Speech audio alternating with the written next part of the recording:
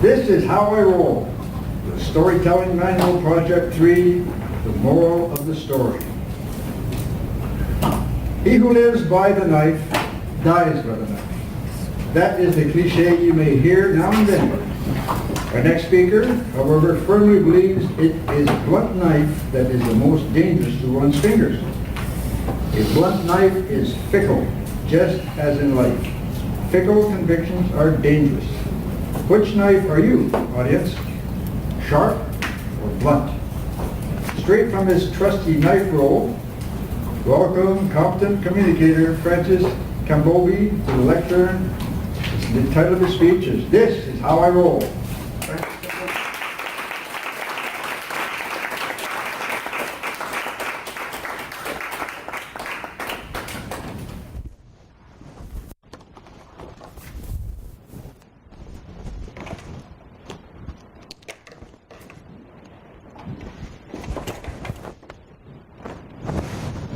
When I came to the United States for the first time, it was after I had done much traveling and much cooking.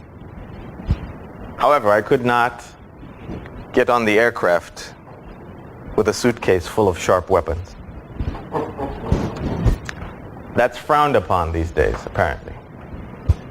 So I lost my little wooden case of perfectly good Swiss knives. But one survived.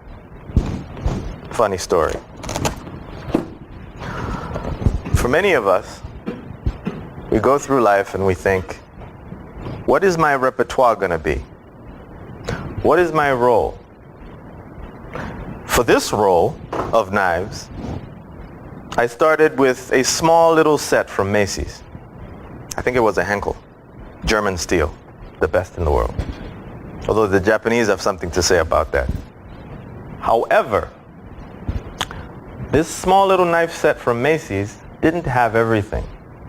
And so I had to keep on going one by one as I got that next big roll in the kitchen, because I had to come in and open, and I had to be the one to cut all the fish and the bread and get the kitchen ready for service.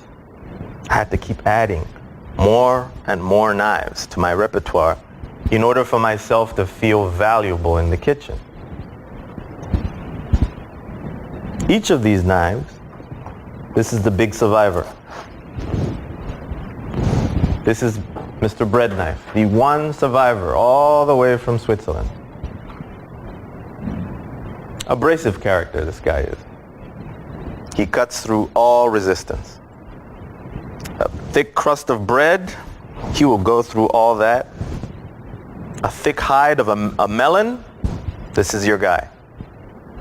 Doesn't need sharpening, but be careful. Just as much as you'll go through your bread and your thick hide of melon, go through your finger, just as easily.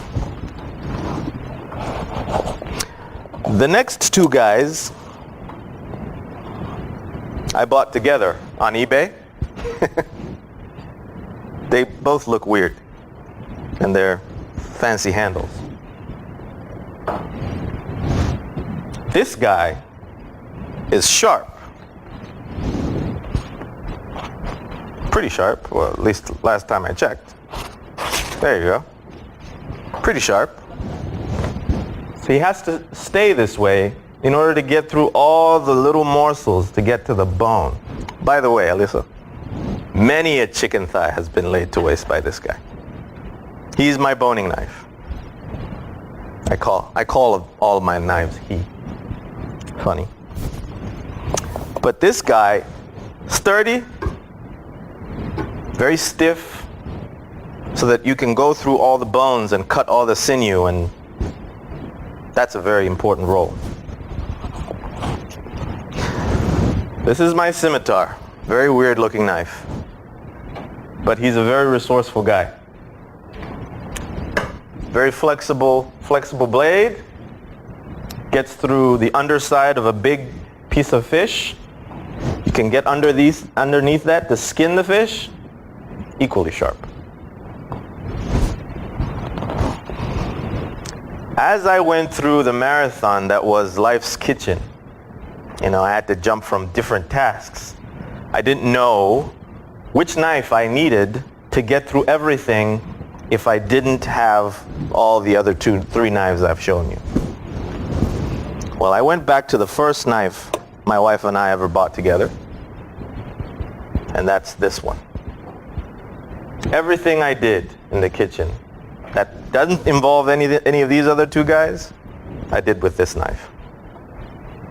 Chopping, slicing and dicing of vegetables, cutting potatoes, opening plastic bags. I did it with this chef's knife. Just like everything in life, cooking is a challenge, right? I mean, would you agree? That's why not everyone can do it. At least not the same as everybody else. I beg to differ. However, all of us have a role to play at our different points in time as we're cooking through life. Just like these knives. And the story of these knives is one that involves a time and a place and a role for everything that you've ever done for anyone who's sitting next to you or exists next to you. A time and place and a role for everyone. We are all different things to different people. However, those roles, pun intended, that we fill for each other, do they ever really make us who we are as individuals?